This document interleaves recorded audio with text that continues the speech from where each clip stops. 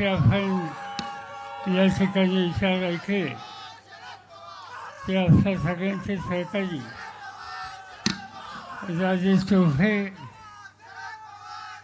मिळून किंवा सगळ्यांना या ठिकाणी मार्गदर्शन करण्यासाठी जे आले ते शिवसेनेचे तरुण नेते आदित्य ठाकरे ज्यांना मोठ्या संख्येनं निवडून द्यायचा निकाल तुम्ही घेतला हे स्पष्ट होतं की आपले उमेदवार बंधू जाधव व्यासपीठाचे इतर सगळे मान्यवर सहकारी बंधू भगिनींनो, निवडणूक लोकसभेची मला असं कळलं की देशाचे प्रधानमंत्री आज परभणीला आले होते. ते येतात, अनेक ठिकाणी जातात.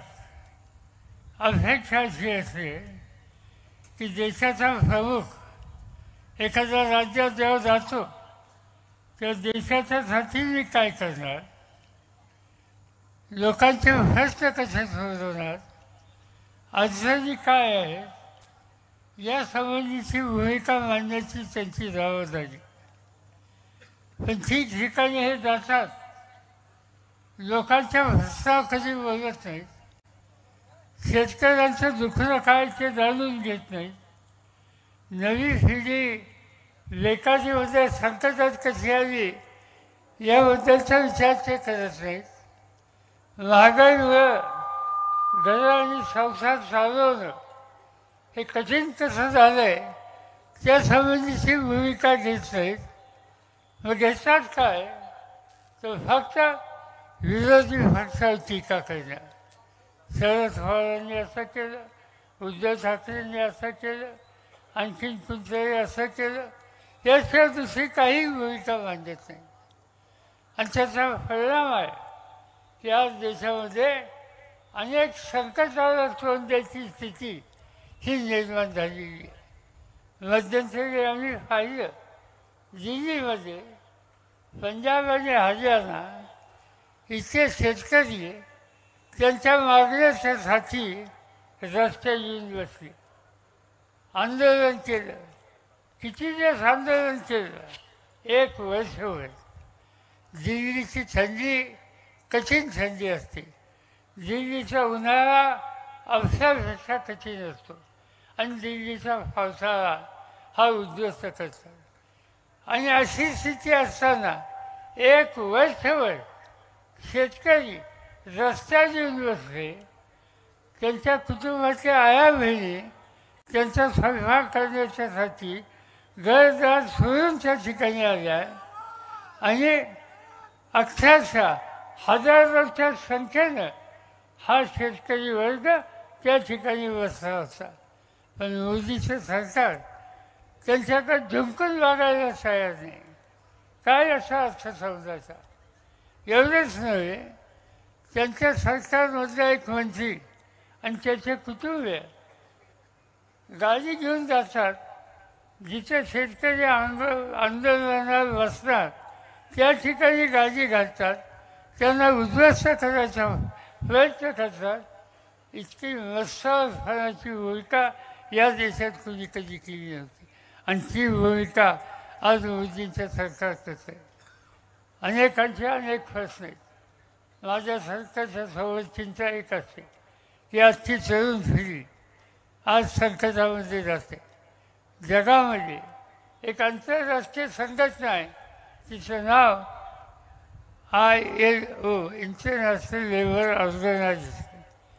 ते जगाचा अभ्यास करतात, भवितव्याचा विचार करतात, तरुणांच्या बेकारीचा अभ्यास करतात आणि त्याने अभ्यास करून निष्कर्ष काढला की आज संपूर्ण जगात सगळ्यात जास्त बेकारी तरुणांच्याच कुठे असेल तर ती भारतामध्ये आहे. 16 तरुण घेतले, त्याचे 85 तरुण आज नोकरीच्यासाठी वनवन हिंडत आहेत. त्यांना कष्ट करायची तयारी आहे, पण कष्ट करायचा त्यांना अधिकार हा मिळत नाही. ही मोदींची नीती आहे आणि म्हणून आजचं हे सरकार हे बदललं पाहिजे. आता ते सांगितल्याची गोष्ट खरी आहे की सत्याची वस्ती आजच्या सरकारला आहे. जसा उल्लेख या ठिकाणी आधीच्या वक्त्यांनी केला.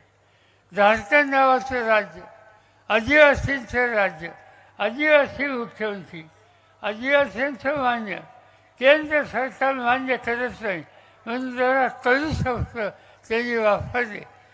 टीका केली सरकारवर. आज त्या मुख्यमंत्र्याला तुरुंगात टाकले गेले. ज्याचा उल्लेख या ठिकाणी केला गेला. दिल्लीचा मुख्यमंत्री, देशाचं एक उत्तम राज्य चालवणारा एक तरुण मुख्यमंत्री अरविंद केजरीवाल त्याचं नाव, केंद्र सरकारवर टीका केली.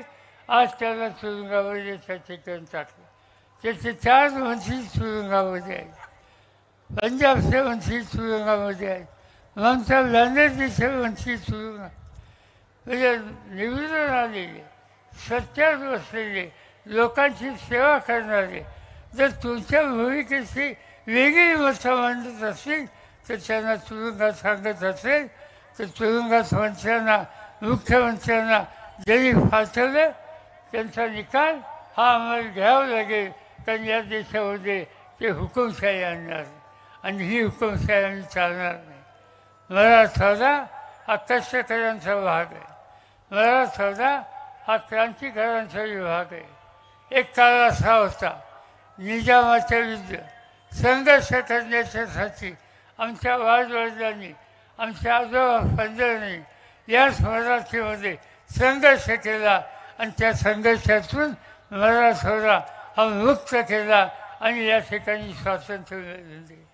आणि आज तोच मराठवाडा एका बदल्याच्या आणि प्रगतीच्या रस्त्यावर न्यावा या दृष्टीनं काळजी घेतली.